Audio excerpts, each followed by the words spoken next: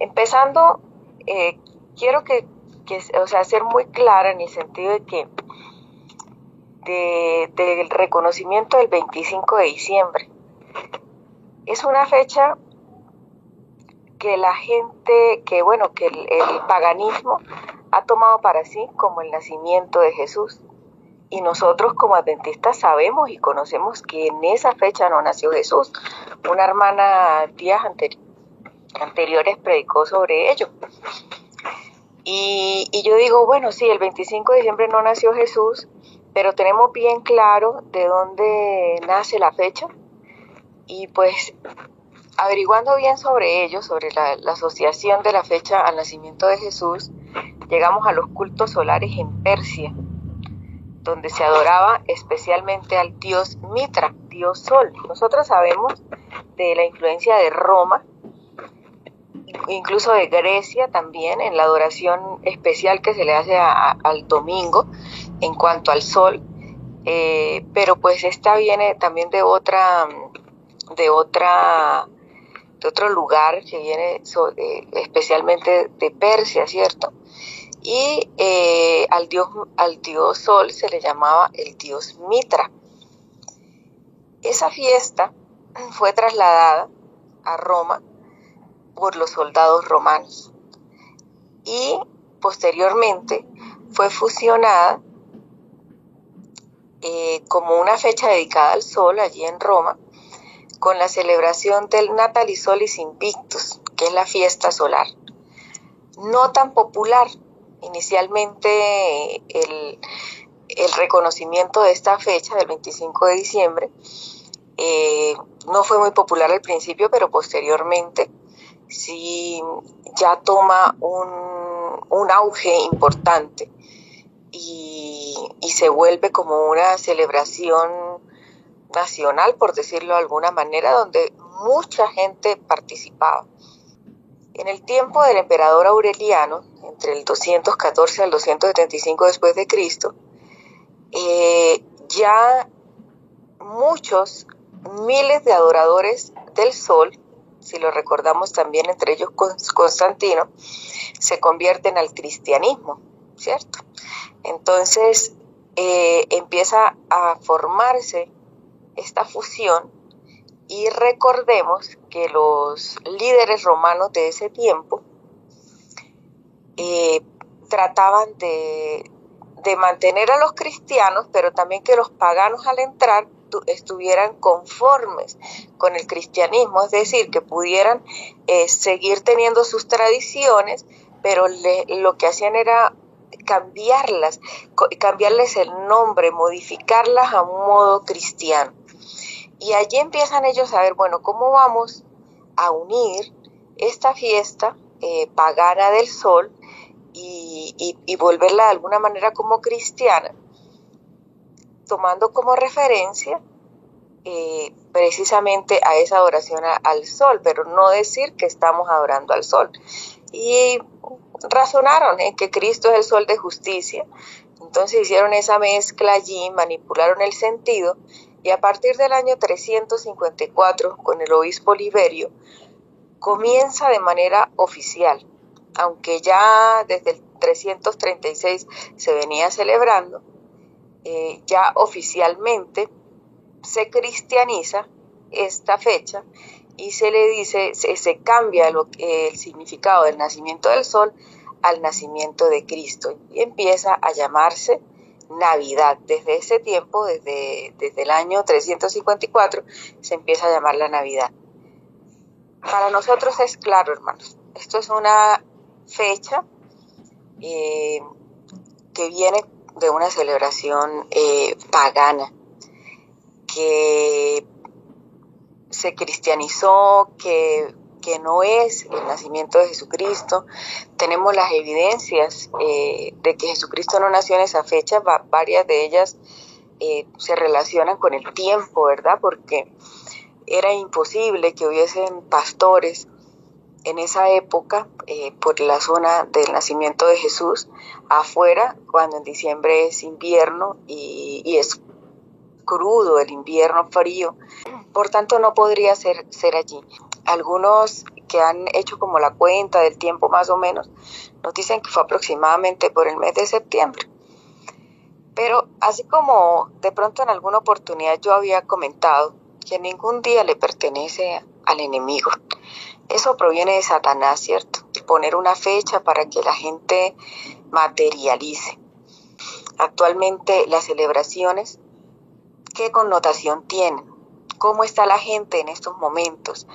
Todavía hasta estas fechas, bebiendo de una manera desbordada, se desborda el espíritu festivo, pero de una manera bastante elevada, donde los principios cristianos, si se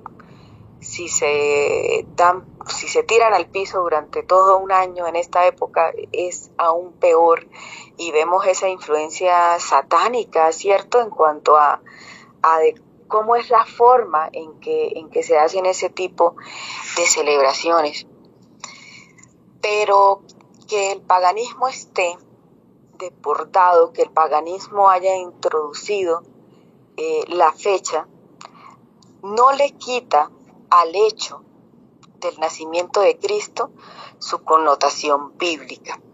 Aunque Cristo no nació un 25 de diciembre, el hecho del nacimiento de Jesús es bíblico, se encuentra dentro de la Biblia. Por tanto, es un hecho del que debemos hablar. A veces en mi iglesia pasa, y me parece a veces triste, que no podemos siquiera mencionar el hecho porque ya estamos celebrando la fecha pagana. Pero tampoco durante el resto del año escuchamos hablar del nacimiento de Jesús, de un acontecimiento supremamente importante. Así como Cristo en la cruz del Calvario, así como Cristo en su papel como sacerdote, así como Cristo en su papel como quien nos espera para que pasemos con Él toda una vida en la eternidad. También su nacimiento fue un hecho. También el que haya nacido en un lecho lleno de miseria, porque nacer en un pesebre es miserable. Yo conozco mucha gente humilde, pobre. Yo también, mi familia viene de cuna humilde. Y digo, por más humildes que seamos, por más de pobres que hayamos sido, todavía no conozco una persona que me haya dicho que ha nacido por allá en medio de animales, en medio de una pesebrera, en medio de esos olores que se presentan allá, inclusive la insalubridad de ello. No conozco a la primera persona. Así que Cristo escogió una forma de verdad miserable. Nosotros vemos esos pesebres tan bonitos, ahora usted ve que ponen trenes dando vueltas, unas cosas hermosas allí, hasta aeropuertos, aviones, o sea, nada que haya existido en esa época, y algo tan bonito allí en la Jesús, María, pero eso no fue bonito, eso fue un hecho bastante miserable, porque Él escogió la peor manera de nacer, la más humilde, como para que nosotros, aunque sintamos nuestras falencias, nuestras faltas, podamos ver que el Rey del Universo escogió nacer entre todas las falencias, entre todas la falta de comodidad, en una época difícil, en un tiempo difícil, que no encontró el apoyo de absolutamente nadie de esa raza por la que él venía a morir, para que le brindaran al menos un lecho limpio donde nacer, y tuvo que nacer en ese lugar tan desagradable. Ahora, les comento, es un hecho bíblico. Es una verdad, cierto, que Jesús no nació el 25 de diciembre, pero también es una verdad que los cristianos necesitamos aprovechar cada día del año, y especialmente épocas como esta, donde la atención de las personas está sobre un asunto, para hablarles del verdadero significado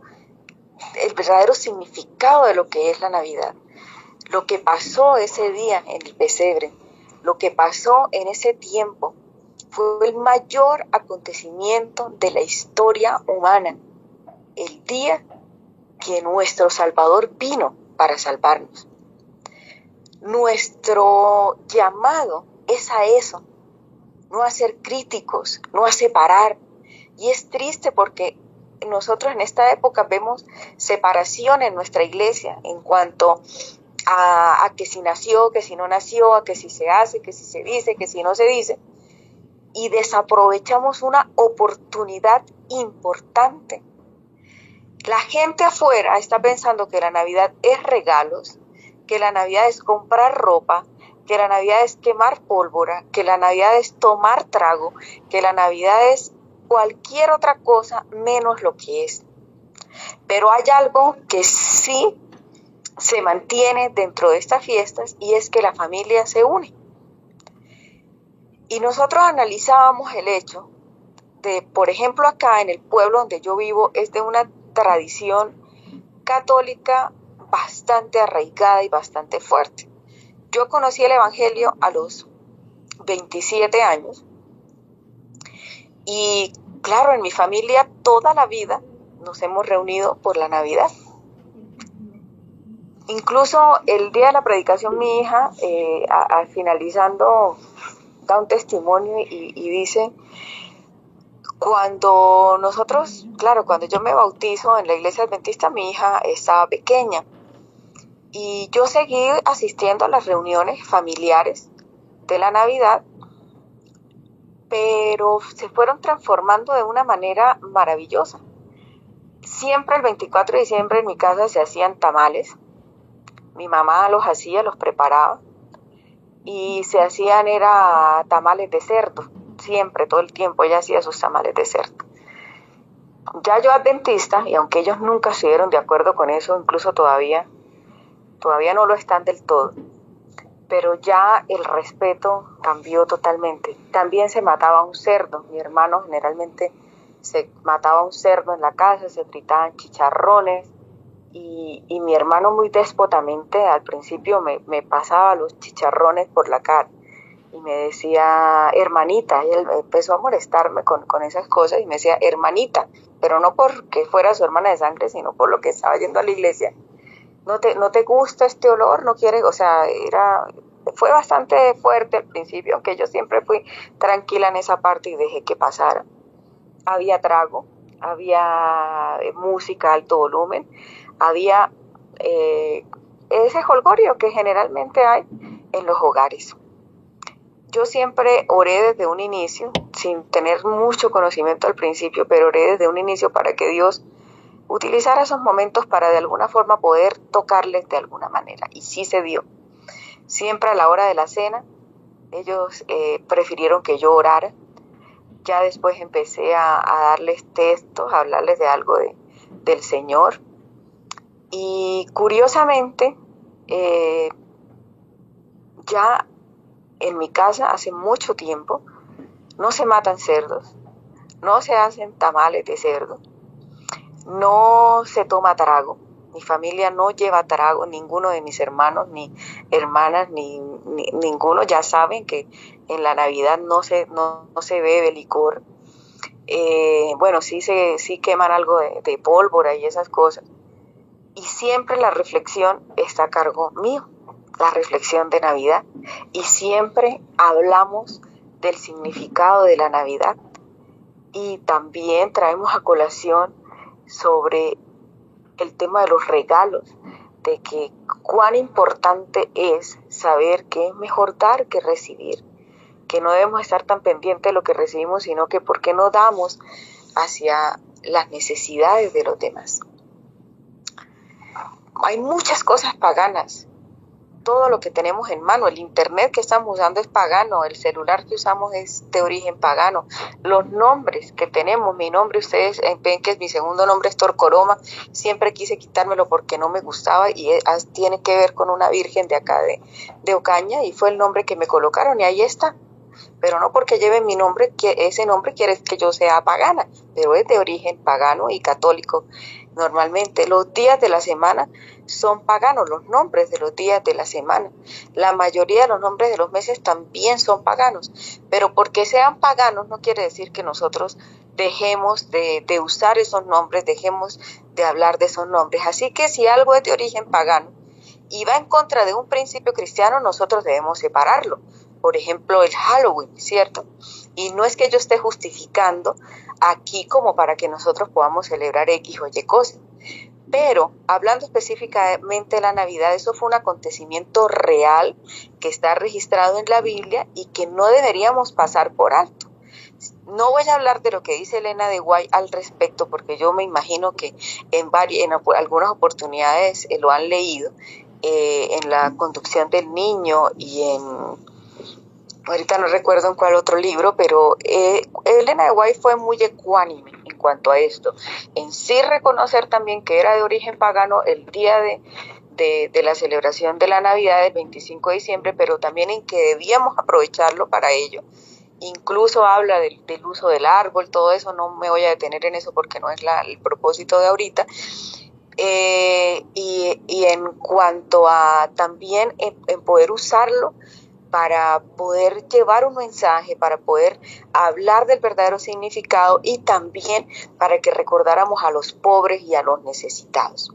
Mateo 2, y si lo tienen por favor lo pueden leer, y cómo esta visita de los reyes magos, como se le dicen, se les dice a ellos, o los sabios de Oriente, o podríamos decirlo modernamente, astrónomos de la época, hablando de la astronomía como ciencia, ¿no? No la astrología, sino la astronomía que estudia los hechos del cielo, pero ellos no solamente estudiaban los hechos de las estrellas, sino también estudiaban los hechos de la naturaleza.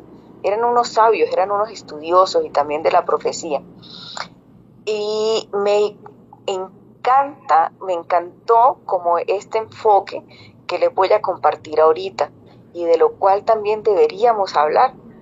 Acá en Colombia no es tan popular la celebración de los Reyes Magos, que la hacen ahorita el 6 de enero, también pues de origen pagano, obviamente porque pues no tenemos una fecha específica de cuándo llegaron los sabios a visitarlo, pero en otros países como Puerto Rico, mi esposo es puertorriqueño, allá es muy tradicional, allá los regalos no se dan en Navidad, los regalos se dan el 6 de enero, inclusive los ponen debajo de la cama, los niños se levantan en la mañana, buscan sus regalitos en la mañana y para ellos es una celebración tradicional.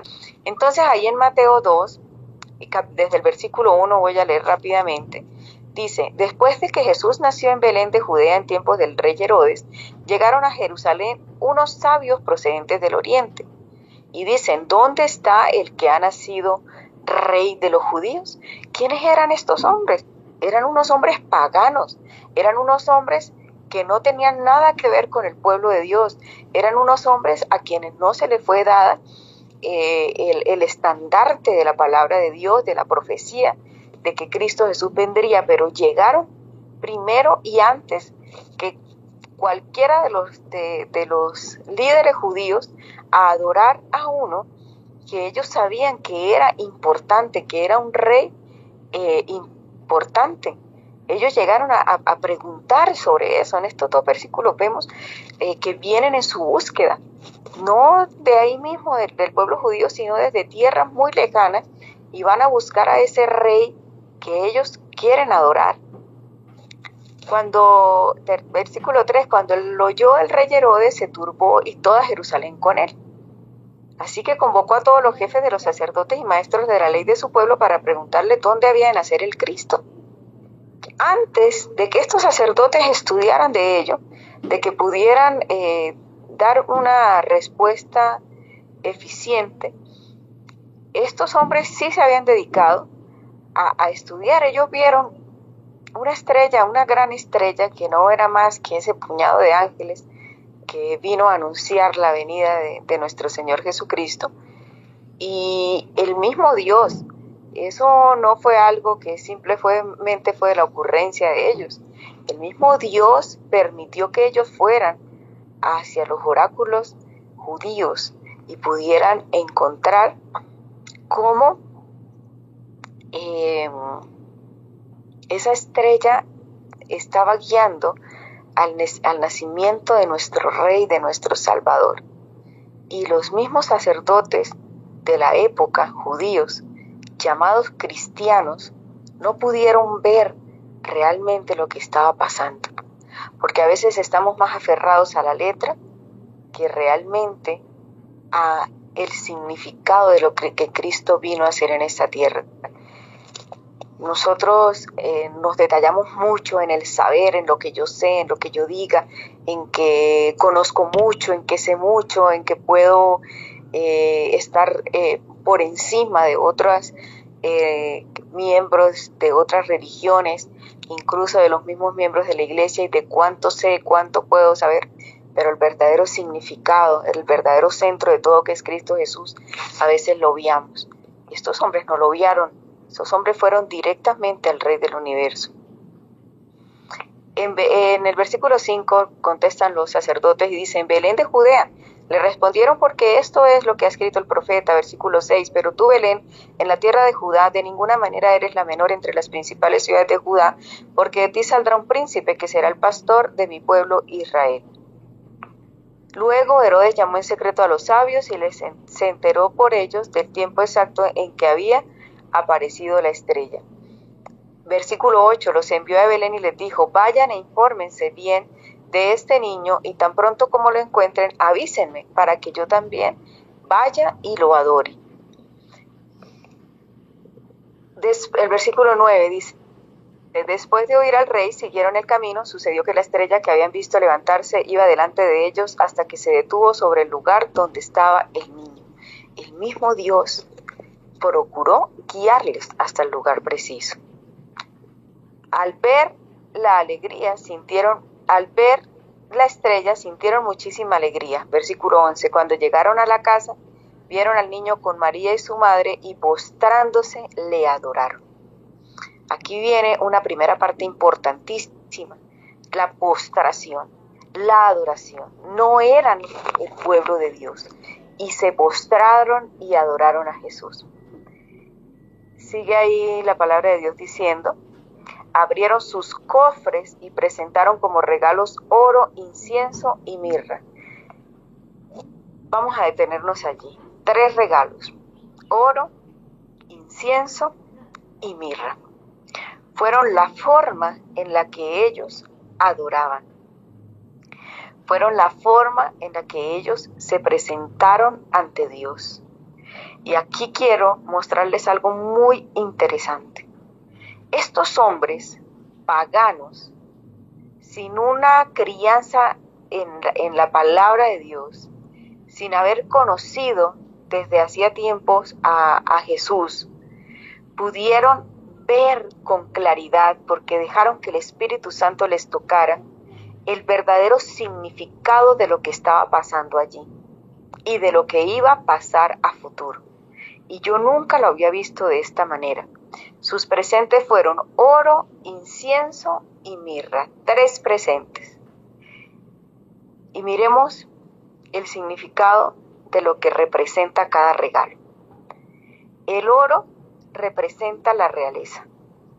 En esa época el oro se le presentaba a los reyes. En el momento de su ungimiento como rey se presentaba el oro.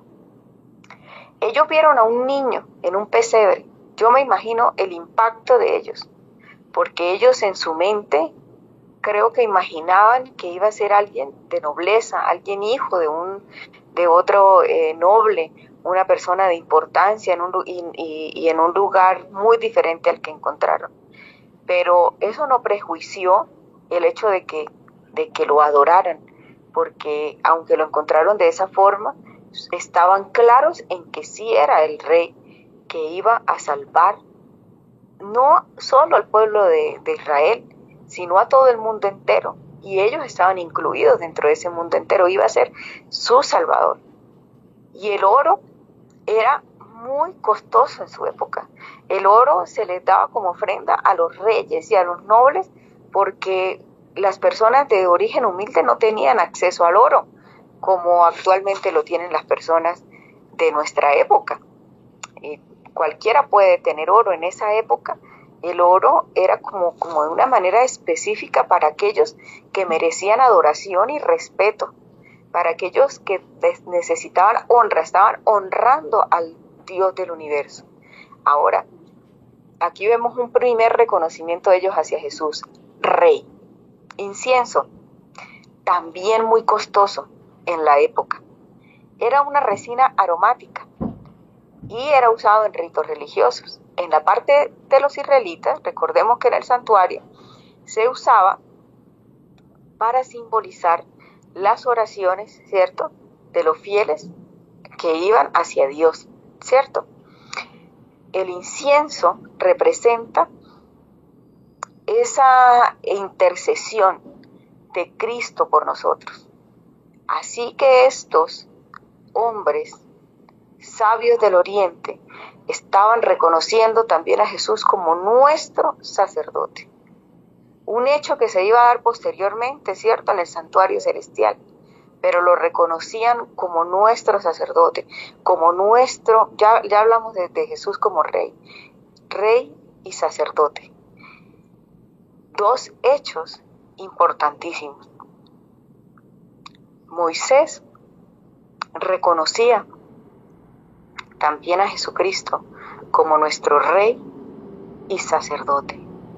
Los profetas de la antigüedad nos muestran también a un Mesías venidero como rey y sacerdote. Y estos hombres paganos nos dan un ejemplo increíble porque lo reconocieron a él de la misma manera como un rey y como un sacerdote. En ese incienso, en esa resina aromática, ellos estaban indicando también lo que a futuro iba a pasar.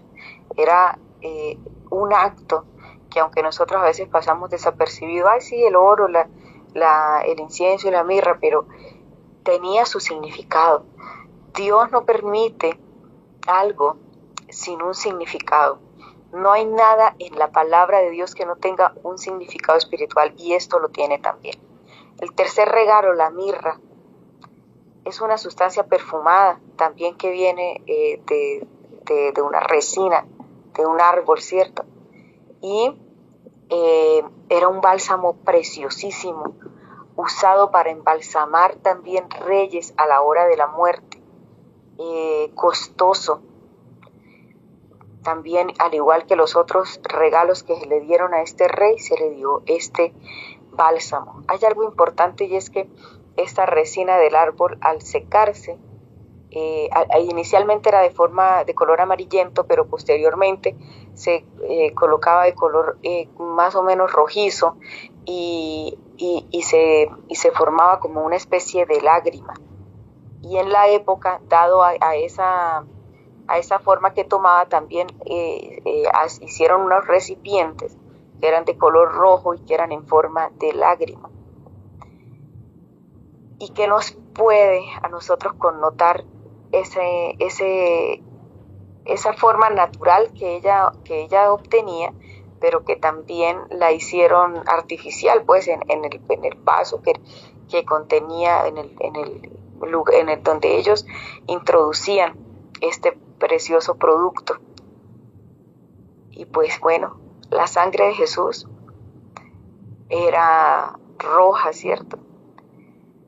Las lágrimas simbolizan el dolor que él iba a sufrir. Y la mirra era usada para perfumar, para embalsamar a las personas muertas. Lo que nos deja ver que Jesús iba a morir, a sufrir por nosotros, a derramar su sangre por nosotros. Si nosotros no podemos encontrar en un mensaje bíblico a Jesucristo y su obra redentora, debemos orar mucho para que el Espíritu Santo nos ayude a verlo. Estos reyes entendieron quién es Jesús, como rey, como sacerdote, como un sacrificio de perdón y salvación. Jesús es el rey, Jesús es el sacerdote y es el sacrificio para el perdón y salvación. Esta época, nosotros debemos permitir que Cristo esté en nuestro corazón. No se trata de casas iluminadas, sino de un corazón iluminado. No se trata de dar regalos, sino de recibir el mayor regalo, que es Cristo. Es la paz, es la vida, es la esperanza.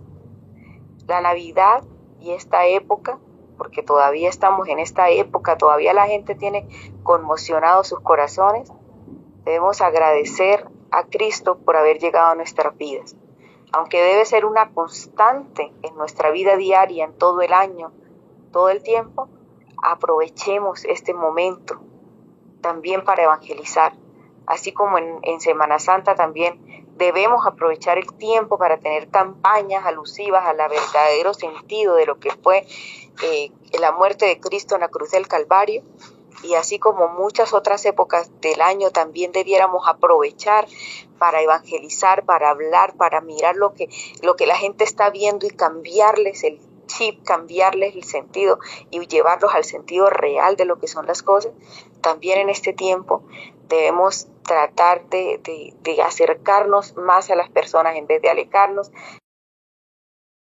Un sentido de que, oiga, no, mire, este día no es, no sé qué, que Eso lo sabemos y lo conocemos nosotros, y más adelante en la evangelización, en los estudios, nosotros podemos aclararle esos temas a las personas, pero no es el momento para chocar, es el momento para abrazar, es el momento para recibir.